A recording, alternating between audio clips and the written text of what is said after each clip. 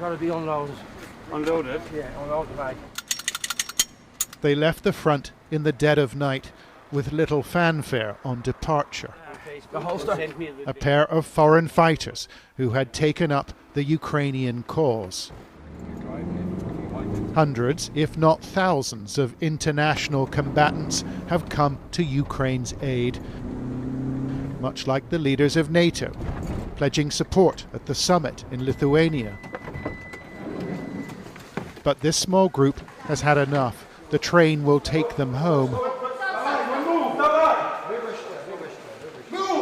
The past few weeks on the Eastern Front have been the final straw.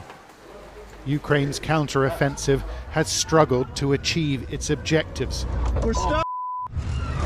as the Russians deploy mass artillery and minefields to slow the Ukrainians down. Who's out there yelling?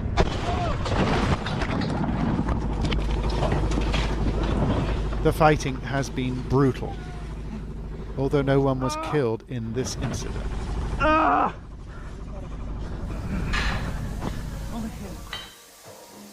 For the foreign fighters, there is a refuge near the front, a modest house in eastern Ukraine where the door is always open. And we met an Irishman there, a heavy machine gunner, who's been fighting in Ukraine for the past 17 months. What is it like right now on the front line, the 0 point?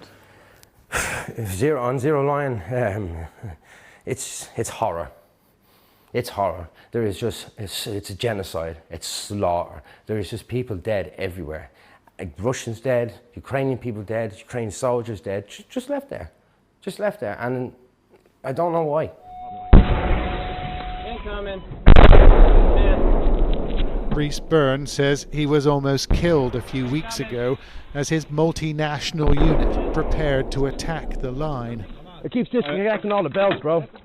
We were told there's a Russian trench line, and our job is to go into the trenches and clear them out, hold them until auxiliary units come, and then we go home. They were taken to a staging area, but they had no air cover, and a pair of Ukrainian tanks withdrew.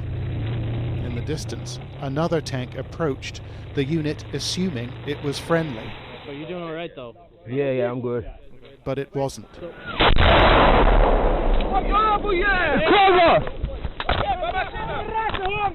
Soldiers took cover in the woods, hoping that assistance would arrive. Any station, this is Bravo. Can anybody hear me? Can anybody read me? Go!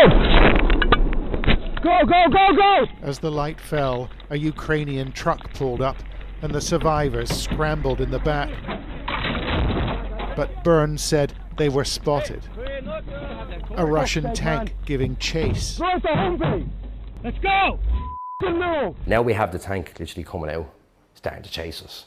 And that's terrifying. When you see a big T-72 coming for you and you're in a Humvee pickup, yeah, it's like a hot knife through butter. You're finished. So again, all of us are screaming, drive the Humvee. I was going mental. Go!